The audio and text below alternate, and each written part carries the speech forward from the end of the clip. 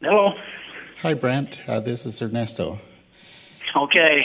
You're Gotcha. you're connected, so just kind of sit tight for a little bit. And Okay. okay, thanks. I'll just wait for him. Huh? Yeah.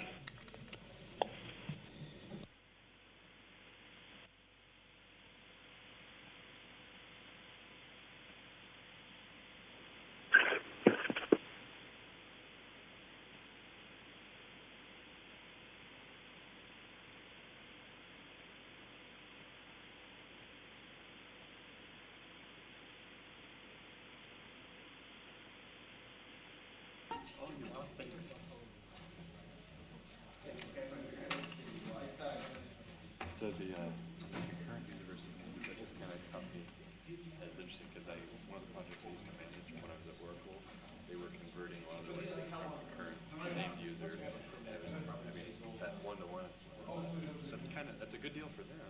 Yeah, it is. But just kind of, because I think our Oracle, if I remember right, I think it was 2-to-1, but they could, I mean, a lot of them were able to negotiate even better just depending on the contract kind of thing. So Yeah, there's a lot of users that really are just the users. Yeah, Yep. because it varies so much with the just be nice to be able to expand yeah, that. that makes sense. I think it would be a lot more useful to have that Yeah. presence. So.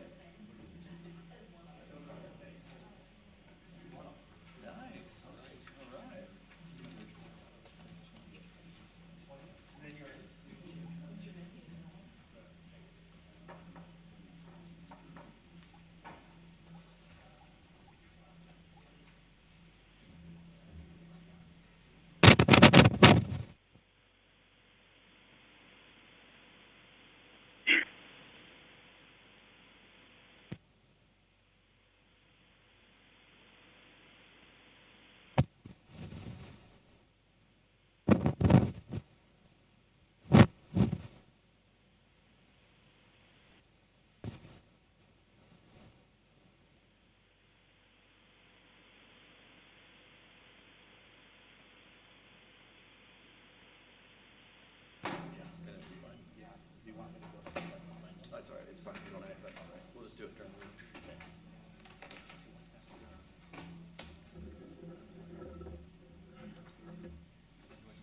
I would just here.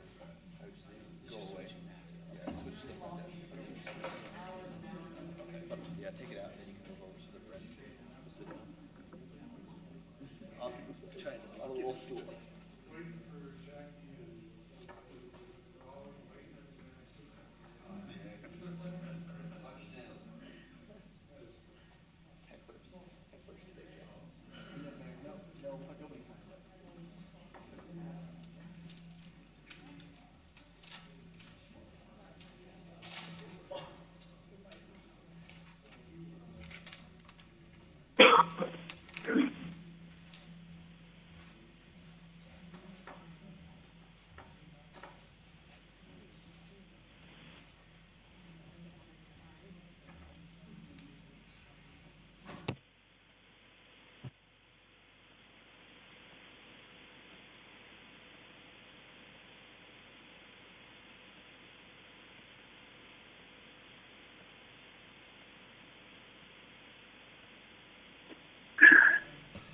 All right, we would like to welcome everyone out to our city council meeting this evening and call this meeting to order. We would like to begin with a thought that's been provided by Alicia Morgan, and then the pledge will be given by Carson Peck. So the thought is on the screen. It's by Theodore Roosevelt. It states, "It is what you do with what you have that makes you who you are." Excellent thought. Thank you. Appreciate that, Alicia. We'll now go ahead and have the pledge by Carson Peck.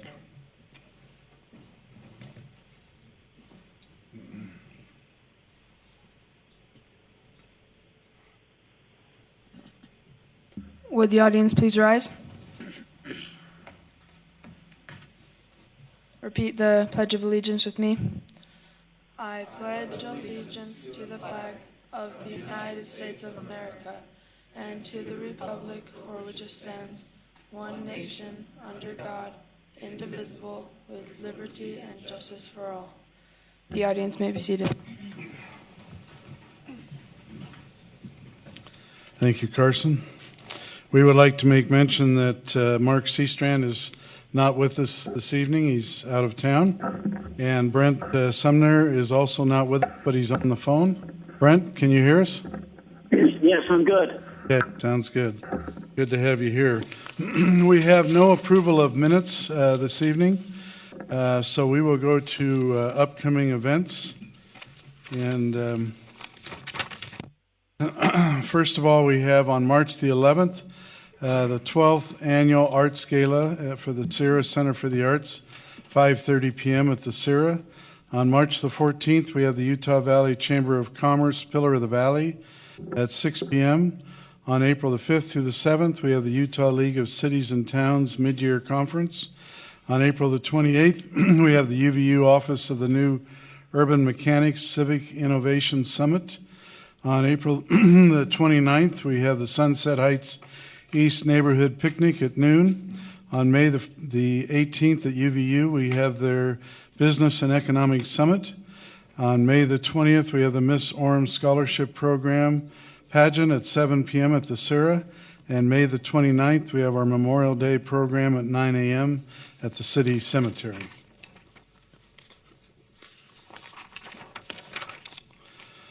At this time, we would like to make one appointment to a commission, that is the appointment of Randy Edwards to the Heritage Advisory Commission.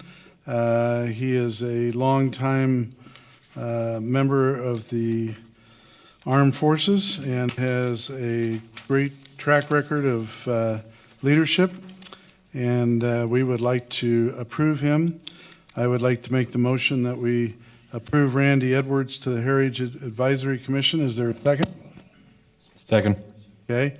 All in favor, say aye. Aye. Okay. And I don't believe he's here, is he? Okay. All right. We'll go on to a report of the Sleepy Ridge Golf Course. I'm not sure if Golden's here yet. Carl Hurst, our Recreation Director, will give us some info. Just been exchanging some text with him. He is just a few minutes away. He asked me to apologize for him, and he'll be here in just a few minutes. Hopefully soon. Okay. So we have a Operation Teddy Bear through the Veterans of Foreign Wars presented by Orem Build-A-Bear and Craig Thorne, if they're here. If you'd want to come up to the podium.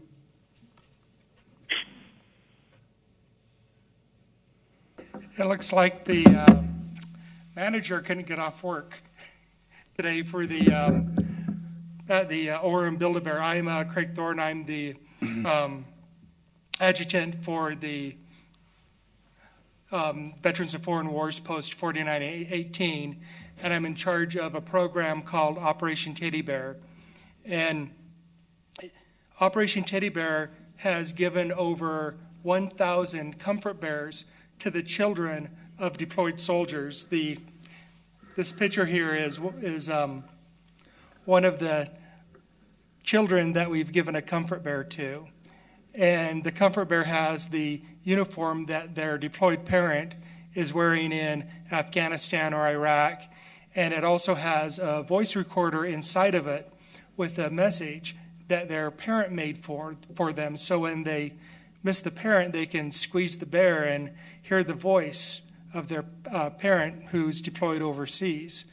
And it helps the children with separation anxiety.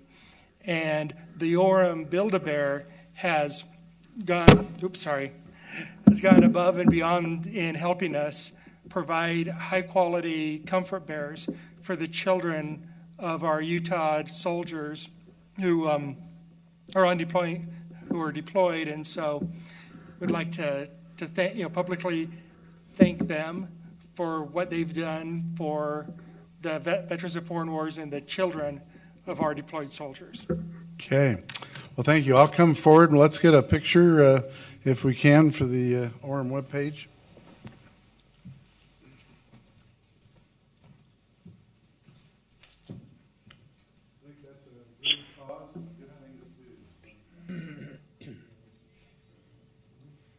It's kind of warm and fuzzy.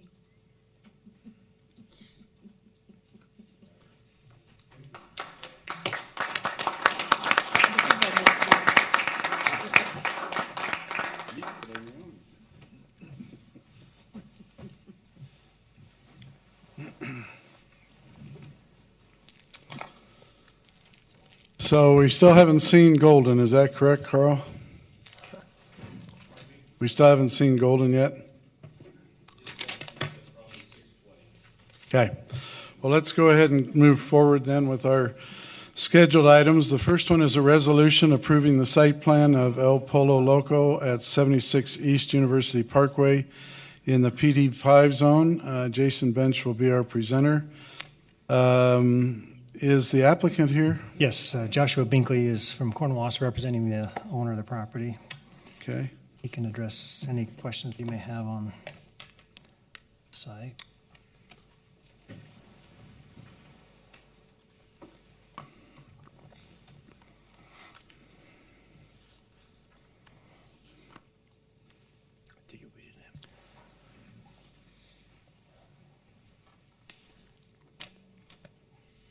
So the PD5 zones it's pulling up requires the city council approval after the planning commission makes a recommendation on the site plan.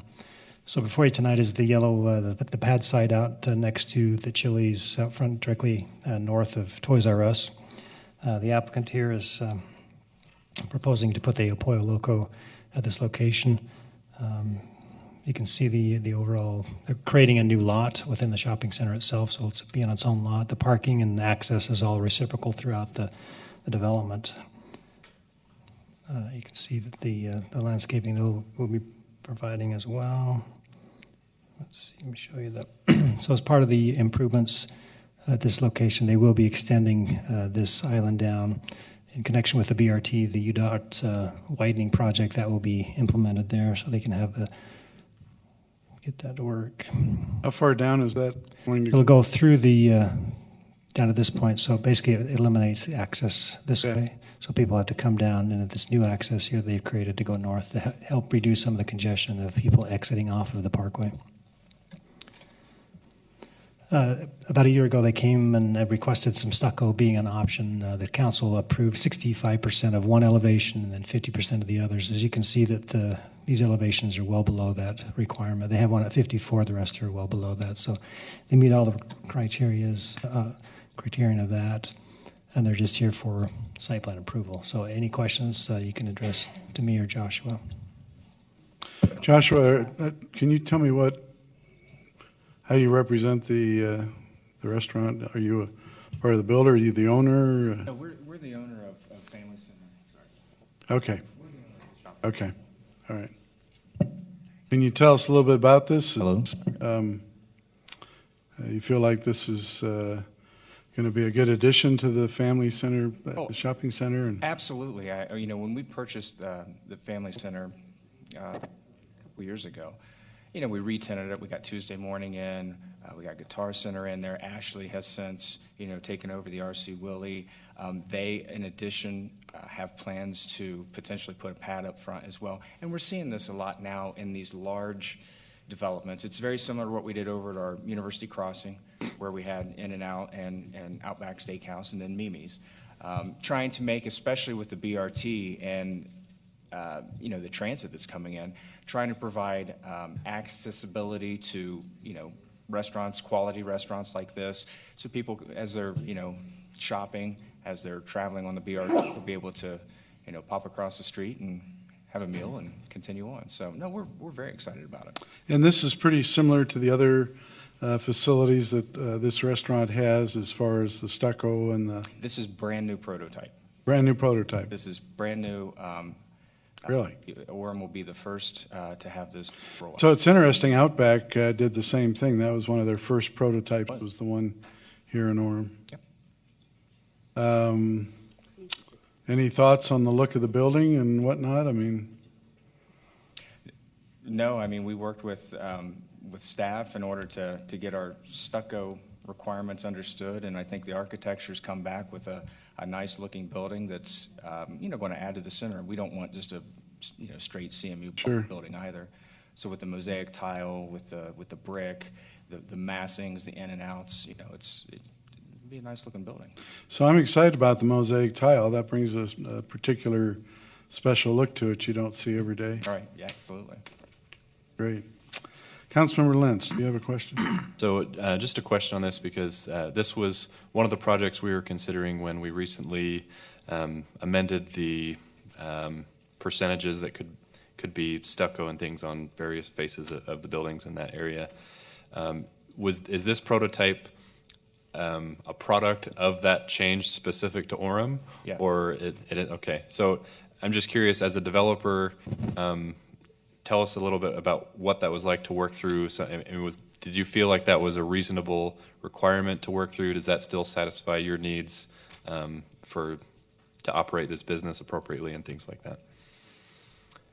Well, we have a tenant here who really wants to be here. They love the location. They like the center. So they were very amenable to the city requirements. I think when I was in here in front of you all, whenever we came through with the PD5, we tried to get a little bit more on one side because you always have that utilitarian look where you have gas meters, you have electric boxes, and limiting that to 50% can be a challenge. But I think, you're setting a mark. You're setting a mark of the type of quality and the type of building you're wanting in the city. And if tenants want to be there, then they'll understand that and why. So as far as the utilitarian side, I think that's the east side in this case. That's this side right here. Whoops. What? South. It's the south side. Yeah, the rear side is, yep. So they've actually have, a pretty significant amount of brick on that side. And for instance, back where essentially the water table brick comes up, that would traditionally not need to be there because, again, there's likely going to be, gas meters going to be hung there and electric meters, and that can actually pose a problem trying to get those in there with the brick. But, again, we try to comply as best we could. Okay. I think that I understand that we've given a little bit bigger requirement than normal, but I like the way the south side looks. I think that'll be really beneficial. So, Councilmember Luray. Do you have any idea about their timeline? When will they be open? Pending approval and moving forward? If we get a permit, it's going to take us to prepare the site, I'm going to say 45 days. Then the actual build out, I would have to imagine we'll have 5-month build out. Okay. So. And I also wanted to note, my husband was over the parade at the Summerfest, and El Pollo Loco was one of the great sponsors, and they were located in Lehigh. And so I'm very excited that the gift certificates and all of the things that they participated in, I think they also sponsored the food court last year. So they want to be in Orem, and they've been engaged with our community. So I'm personally excited that they've chosen Orem, and they've already demonstrated their commitment to our community. So would you pass that on, that Absolutely. We appreciate them, and we are very excited that they're here. Thank you. Councilmember McDonald. I think we're seeing a north and a south elevation of this, are we not? So here's the other two elevations. Thank you. That's what I wanted to see. Did you switch when I wasn't looking? I did. Yeah. Okay, switch back. I'm sorry, I'll look. I don't think any of them look, like a utility storage unit. So I think you're to be complimented on the work that you did. Thank you. Thanks. Councilmember Sumner, any thoughts or questions? It's a beautiful building. I think the timing's great with the BRT going through there, that they can work with them to increase traffic flow and work with them so they're, we don't have afterthoughts after the BRT through. Great. So how many restaurants does this chain have? Do you know? El Pollo, around 400 and a little over 400. And how many do they have in Utah? I know the closest one is in Lehigh. Lehigh, yeah. I'm not I think sure. there's 4 additional, so this will be the 5th. Okay. And it's my understanding they do really well. They do very well, yes. They're, I know they started in California, and California, there's a ton of them there. And Sure. It's a very fresh food, I know. Great. All right. Any other questions from the council? Okay. Anyone want to make a motion? Let me get the right wording correctly. Where is it? I move that the city approve the site plan of El Polo Loco at 75 East University Parkway in the PD5 zone. 76 East. 76, what did I say? I'm sorry, 76 East, sorry. Is there a second? I'll second. Okay. We'll go to Councilmember Sumner. Aye. Okay. Councilmember Lentz. Aye. Aye. Aye. Aye. Aye. Okay, the resolution passes. Thank you for being here. We're looking forward to eating there, trying it out. Any communication items, Jamie? Okay.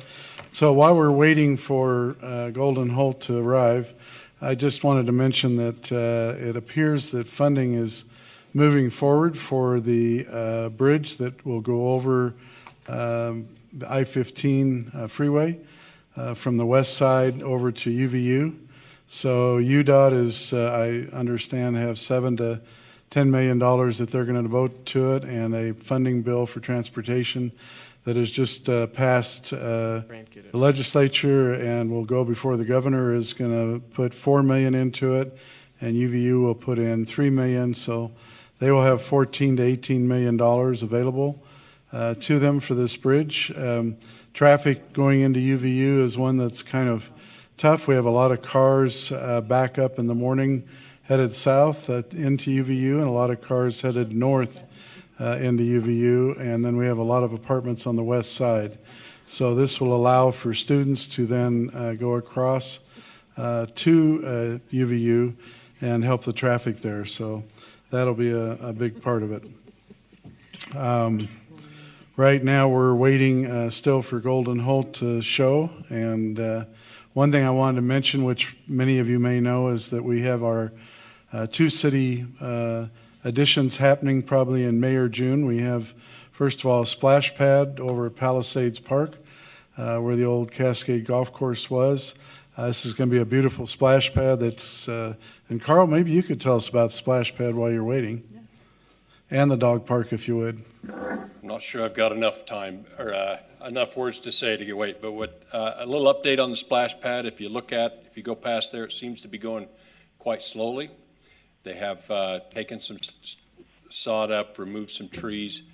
I spoke with the contractor today. They have ordered all of the long items, the items that take a long time to get there, including the shade structures. They are waiting on some design issues that we should have resolved Friday. On that, it's the flow. It's more technical than you'd ever think. To maintain it, it can only be a maximum of 2 inches.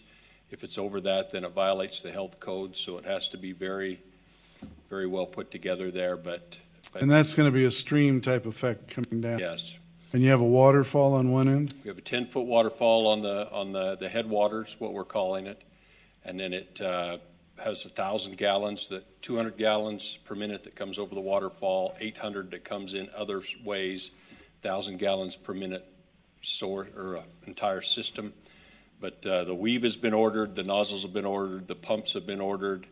He's paid the deposit for the shade structure, which holds our place in line, so that while the anchor points and the footings are designed for that, we move through the process even though we haven't completed an order. And so he assured me this morning we're on schedule. He's a lot less worried than I am, but Bill is, we're supposed to have plans Friday, and Bill has assured me he'll push them to the front of the line. And you're thinking the end of May is when?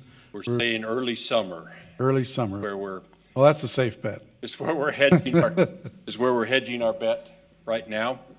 If you go up to the dog park, there's a lot of work going on up there. The power has been brought under the road and is now on site for the street light that'll go in. The water is in. They were up there today working on some valves and flow protectors and everything, but we have the water system in now to the both where the fountain will be for the dogs and the people, as well as down to the dog washing station down there. So a lot of the underground stuff has worked. Tempers were a little high up there today, as they are at early parts of the project. They've done a few things that we're not really happy with. They've dug up the upper part more, the spinning equipment, than we anticipated. And so that will be dirt when we open. The bad part about that is we'll have to decide whether to fence it off, when to seed, what to do with that. The upside of that is there were some maintenance issues that we weren't able to solve if we left it natural. Some slopes where they were going to have difficulty putting equipment on, and so if it's going to be dirt, we might as well fix those anyway. So I've been up there and they've moved a lot of dirt. They've moved more dirt than they were supposed to. Sure. If you remember when we met up there as a council, there was that beautiful row of sumac trees along there that we were going to use as a buffer between the fence and the road. They tore those out. Why are they outside of the, they said, well, you didn't mark them. Well, they're not inside the fences, so why would I mark them? Sure. And so it was quite tense up there today. I think we've come to an understanding of what's going on. They rotated project managers, and man, I can read a set of plans better than what's going on. So we're working through that. Like I say, it was a difficult day up there with all the inspectors and the planners and Taggart and us and the contractors. That project was bid very tight, so there's stress on their part to do it correctly the first time. And sure. And they put a lot of work into some things that and again, didn't need to do and we didn't want done. And again, when it's done, you're going to have a crushed granite surface so that we won't be removing the lawn. All of our dog experts said that our lawn would basically be ruined in 6 weeks. And so the lower part will all be crushed granite.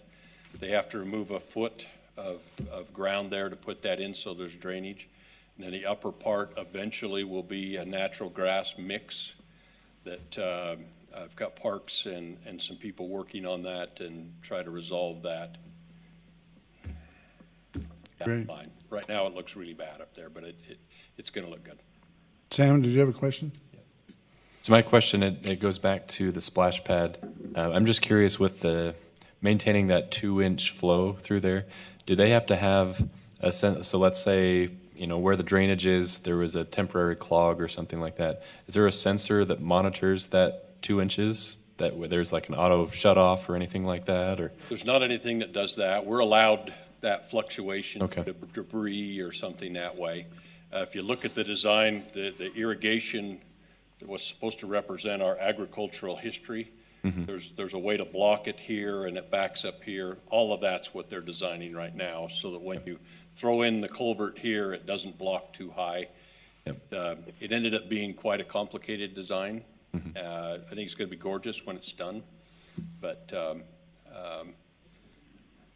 we're a little slower getting ground going than what I'd like. I will say I'm encouraged that they're able to design it that way as opposed to having to use sensors and electronics that might need to be replaced more often and things like that. So, and then we did. I met up there with Ernesto and we sorted through how to get Wi-Fi to it. So we got a good plan to get Wi-Fi out onto the pump house, and then actually Wi-Fi into the pavilion too. So I Good. think it's moving along. There's a lot of things happening. There's nothing that looks like construction. Well, a lot of people are excited about both of those. And I was going to say the All Abilities Park, as I drove by there today, 20, 25 cars, even though it's still cold. I met with Jim Orr today. He was up at the dog park, and he mentioned they're already going. They're a few weeks earlier than what they thought they would go to a two times a day garbage dump, and eventually they'll go to three times a day. But with the use and the warm weather coming up, they're already ahead of the maintenance schedule that they thought. Sure. Well, good. Mayor? Thank you. And Mayor, I thought I'd mention too, Yes. Mindy Gleason, who was one of the two mothers that brought this Yeah. project forward, was named today by Utah Valley Magazine as one of the Fab 40 for her work on the playground. Oh, cool. Recognizing Utah Valley Magazine today for all of her work. And of course, Katrina Bleal wasn't in the magazine, but equally, deserving of an award like that. So That's great. So, Mayor? yes. Can you, Carl, address at the splash pad, the parking? I've had a couple of residents wondering about that, if it'll overlap over to the school that far, or is the parking adequate, I guess, what I'm asking. We built that parking anticipating putting a splash pad in there. We actually have, at Lakeside, we have 8 soccer fields and 5 baseball fields. And we have more parking, or the same parking within a few spots as we have at Palisades for 3 soccer fields. So we anticipate that it'll be equal. If you remember, there were some discussions on having openings in the fences and where those should be so that we could corral the parking into one spot. We believe that we'll have enough at that site. It's overparked for its current activities, and we think we'll be okay with this. Great. Okay, thanks, Carl. Thank you. All right, so would you want to introduce Golden Holt? Well, it's my pleasure to introduce Golden Holt. He is our partner. He is our partner with Sleepy Ridge, with Orem City. It's been a very beneficial partnership, I think in 10, 12 years, something like that now.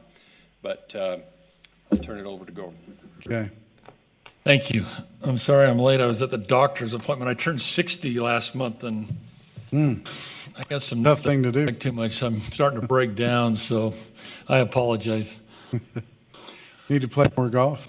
Sorry? You need to play more golf? Yeah, people think that's my life. And it's like me telling them that the bank teller gets to take all the money home. It doesn't quite work out the way you think. So, but we are happy to be open and got some golfers, I think, coming down tomorrow because the weather's been back to good. So tell us about how the golf course is going. Kind of more of the same that you've heard before. We appreciate our partnership, and it's just been a really great public-private example. I'll tell you in a second some exciting news in our little world that maybe Orem was the trailblazer on, but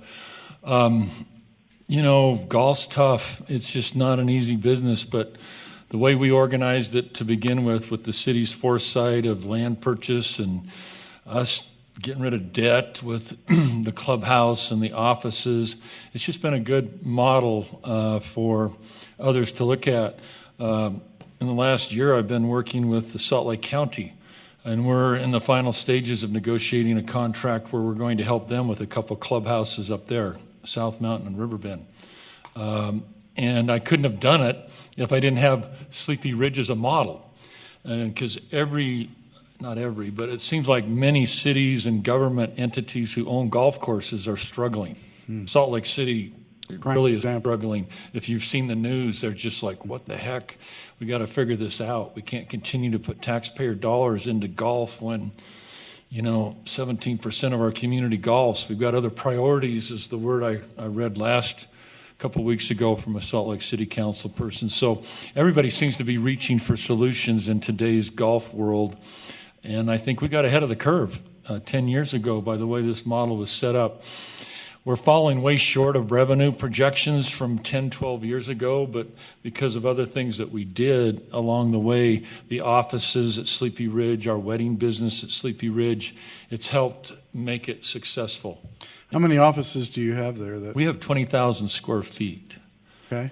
And it's a nice. And they're fully leased? We're generally always leased, even in that economy, because it's on a golf course and it's smaller offices and not big corporate, spaces to fill. So that's worked out well, and it's solid and kind of helps, give us more depth to sleep. And your wedding reception business. Well, as I've said in fact, that's what we're doing at Salt Lake County. We're not taking over or doing golf operation at all. They're doing actually quite a good job with that, but they don't have capital reserves. It's not bringing enough money to keep, the presentation up. So we went to them and said, we're pretty good at the wedding business. We'll build you buildings if we can have a long-term lease similar to Orem's, and we'll put up the money. And so that model that we've used here is what we're using there, and we're going to be primarily doing wedding and events is our focus up there. So we've learned a lot at Sleepy Ridge, and we're trying to parlay that into some other opportunities. Great. Councilmember Laurier has a question for you. I was going to ask you about the wedding business. I've been to many weddings, and you do a wonderful job. Are you pretty much booked out most weekends, the summer, spring? Kind of give me an idea how much your wedding business, what the demand is, and how much of your operations is it funding?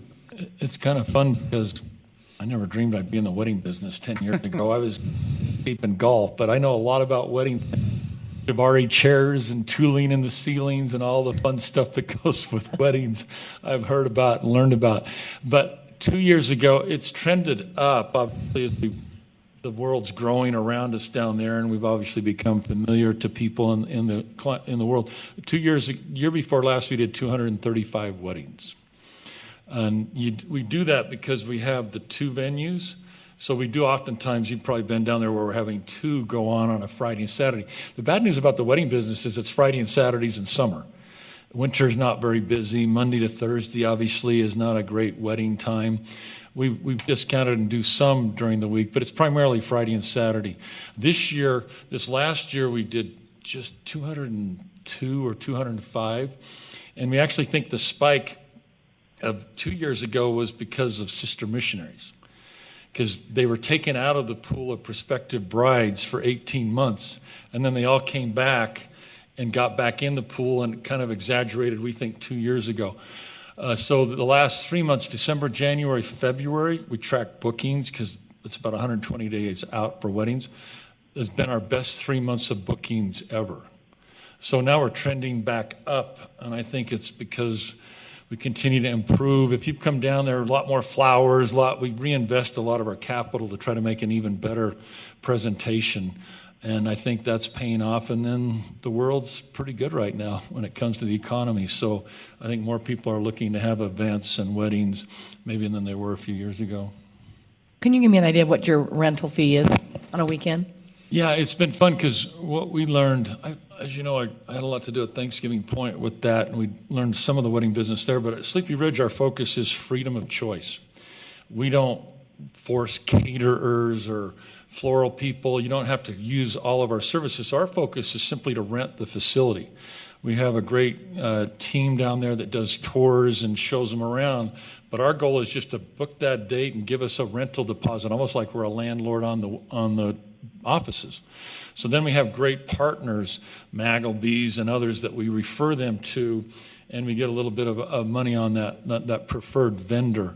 What was your question? What's a regular rental fee? Weekend? So in terms of that base price, we have packages and stuff that combine Maggleby's, but it's basically $2,000 to $2,500 on a weekend to rent a room, and then obviously there's all the other things you have to choose to do, which it's interesting. I learned all about this. So the average wedding in America, this was 2 years ago, the average customer spends $27,000 on their wedding. In Utah, it's $17,000. Go figure. So of that $17,000, we get a couple thousand of that when it comes to the facility and rental. Cool. Any other questions from the council? Any further thoughts or comments? No, we're trying to be good neighbors. We're now kind of got homes all around us, so we've got some communication with neighbors to try to have them understand we want to be a good neighbor, they be a good neighbor. You guys have helped us with that in terms of just making sure your citizens are well represented. I think we've done our best to absorb the Cascade golfers, as that transition happened. So do you see a bunch of them down? Yeah, but honestly, right now we're seeing a lot of younger golfers because of the new homes down there and that kind of. So we're seeing a good broad range of golfers, but golf continues to be tough. So it's just there's too many golf courses developed by real estate, which has put a saturation on the supply. There's just not a demand to the level of golf courses. So that's what everybody's kind of up against. Sure. All right. Well, thank you very much. Appreciate it. Thanks for having me. Appreciate having you here. Thanks, Carl.